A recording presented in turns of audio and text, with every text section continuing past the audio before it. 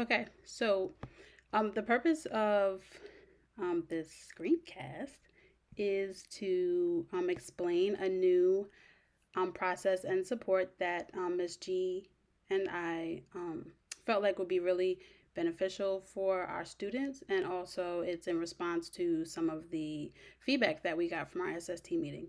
So we were talking about some concerns that we have with students who have some attendance issues and or um, may need some support with their level of engagement. And we could see their level of engagement through their attendance and also their grades. So we decided to have a conversation today with the ILT, and the documents that you'll need are actually found in the General Stanford Elementary School share drive, and then from there in the ILT folder. And then from there is a folder called AES, which is for attendance and engagement supports. So what we have here are four different files, and they show us two different things: attendance and then also grades. So if we take a look at the attendance first, we looked at two different tiers of attendance. We looked at students that have 10 to 14 student absences, and then students that have 15 or more, because those are the students who we're going to target and really pay close attention to. So just from looking at this one, it's not sorted necessarily by grade level or anything. It's just all the students who come up in Synergy when I ran a report for attendance.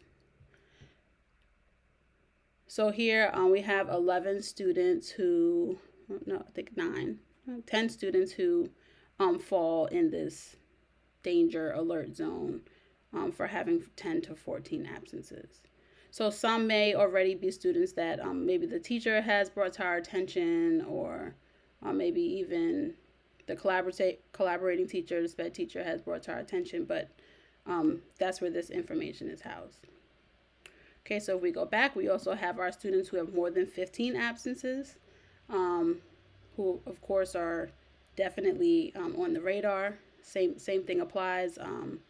It's not sorted in any particular way. It's just all that were pulled from Synergy and then put into this report. So going back, the other two reports have a larger amount of data on them.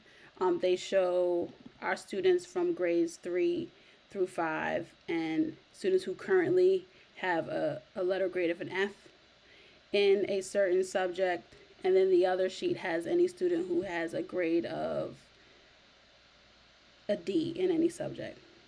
So what we're asking for you to do with your grade level is to share this information and to have a conversation with your team on whether or not these grades are valid. Because if we have a student who has a F or a student who has a D, then we want to wrap some supports around them. And we want to wrap some supports around them by, one, like kind of not keeping it a secret, making sure that we get them documented somewhere that, hey, there's something going on with the student possibly. And then we want to come together as an ILT and then brainstorm some solutions for each of the students. So this column right here is where we're asking for you as a lead to go back to your team and say, hey, let's use this student here, Asia Gordon. So you would say, Ms. Canfield, like, tell me about her. She has an F.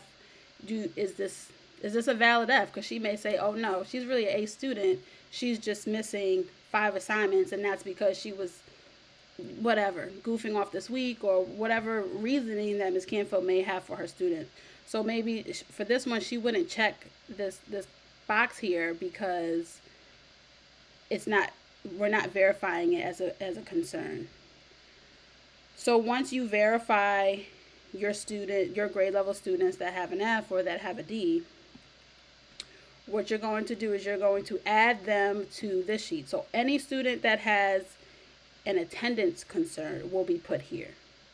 Now, any student who has what we're calling an engagement, that means they're coming to Zooms, they're not on that attendance tier report, but something's going on with their grades, and you verified it with your grade level, we want them to be added to this document. And then here, I mean, it's pretty self-explanatory what needs to be clicked. So any attendance kid, you would click the A. If it's just engagement, you would click the E. And from here, we're going to come back as an ILT and then look at all the students that we have listed for one reason or the other, and then brainstorm what we're going to do next for each one. Doesn't that sound good?